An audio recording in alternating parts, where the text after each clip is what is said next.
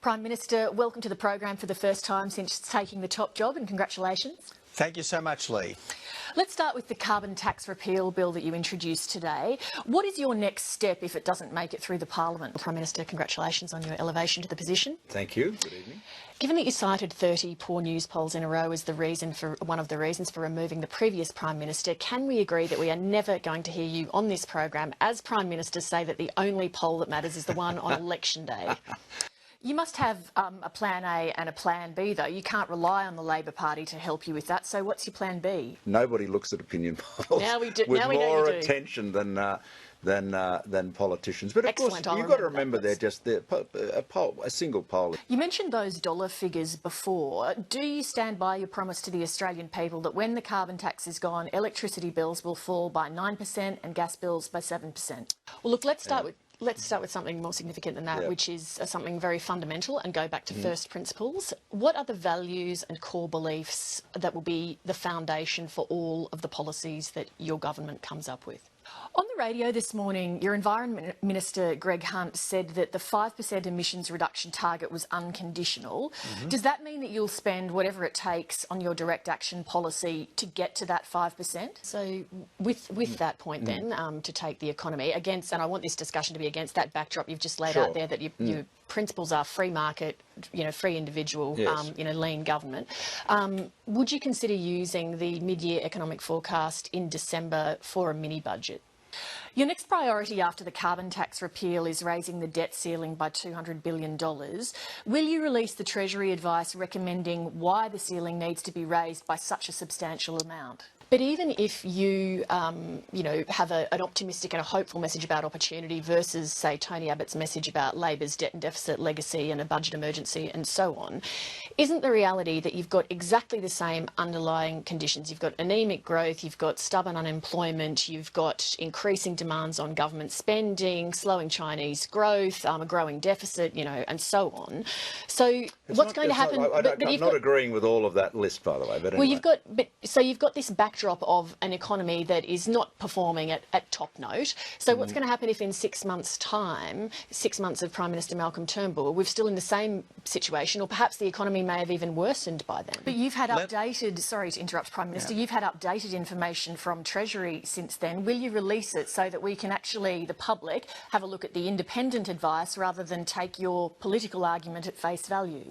Well, you've got to introduce some reforms. Yes, indeed. So on that point, let me ask you, will you consider expanding the base and the rate of the GST? When Labor moved to raise the debt ceiling by $50 billion last year, you said in an interview that the government should be forced to specifically justify this.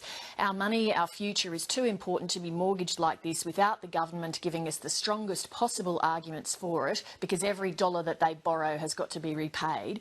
Given that that's your view, I ask again, will you ask Treasury to release the briefs that they prepared for your incoming government so that we can see the independent advice that you've had as to why you need to lift the debt ceiling by this vast amount? And is everything on the table? I'd like to turn to Australia's relationship with Indonesia and asylum seeker policy. Let's just be clear, because there's some confusing information in the public domain now. How many boatloads of asylum seekers has Indonesia declined to take back since the election? On the point you make about confidence, one of the things that has perhaps stymied business confidence is industrial relations, and they have been wanting small business and large businesses' industrial relations reform.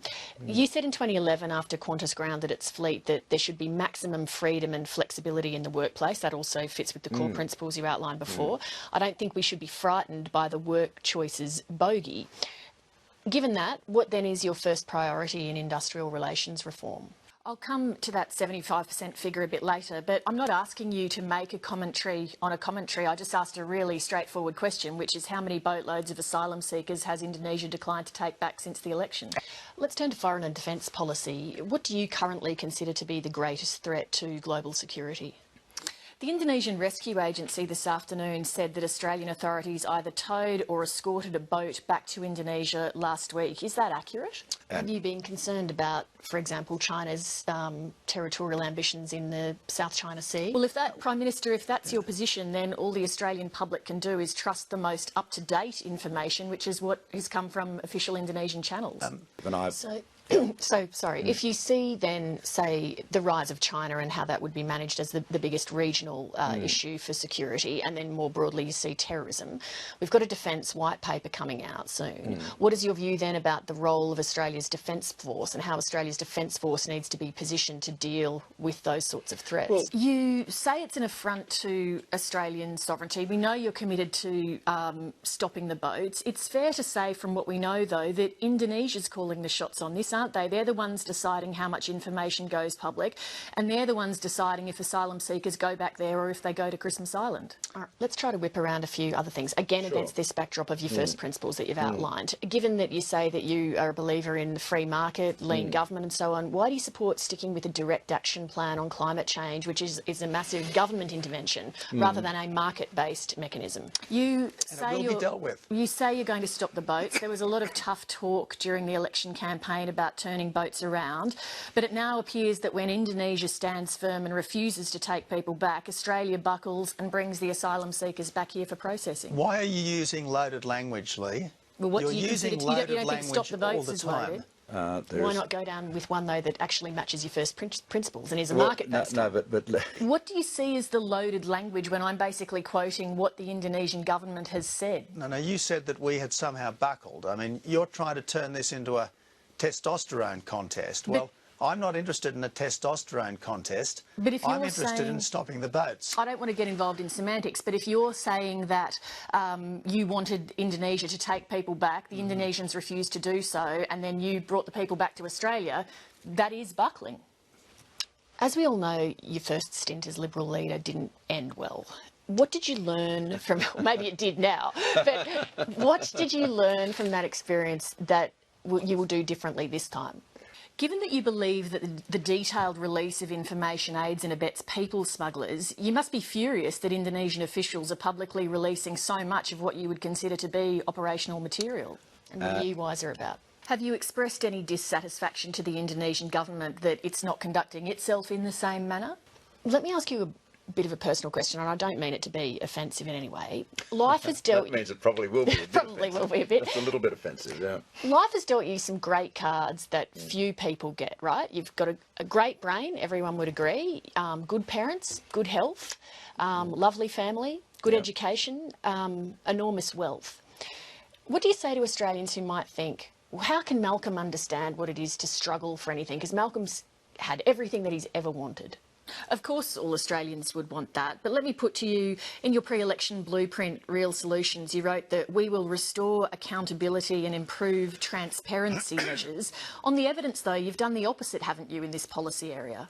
Well, it's also something that's very relevant close to home for you at the moment, because you have 44 people in your own party room who are feeling pretty hurt and angry over Tony Abbott being dumped last week. What do you say to them in terms of... No, there is hurt and anger there. What do you say to them in terms of why they should show you loyalty?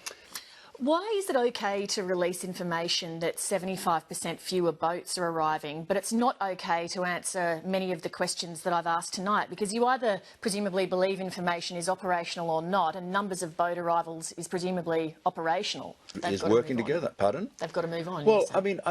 When we look at the leaked minutes from the Indonesian Foreign Minister's meeting with Australia's Foreign Minister and Indonesia's public statements and actions regarding asylum seeker boats, at their Foreign Minister's public statements regarding allegations that Australia spies on Indonesia, is it a logical conclusion for a rational person to make that, at the very least, the relationship's somewhat strained? Proved by engaging with others. You're not at the dispatch box and you're not at the bar, so I've got to squeeze in one more question before we run out of time. I'm sorry.